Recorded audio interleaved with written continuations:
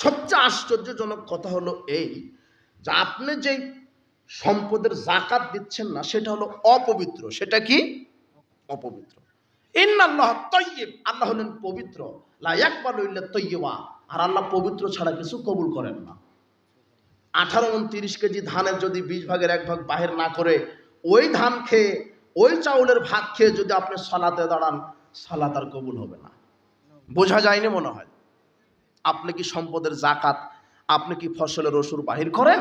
মুহাম্মদ সাল্লাল্লাহু আলাইহি সাল্লাম বলছেন, যারা সম্পদের জাকাত বাহির করবে না তাদের উপরে আল্লাহ বৃষ্টি বর্ষণ বন্ধ করে দিবেন। আর এটা তো দুনিয়াবি শাস্তি, পরকালে তো আছেই যারা সম্পদের জাকাত দেন না।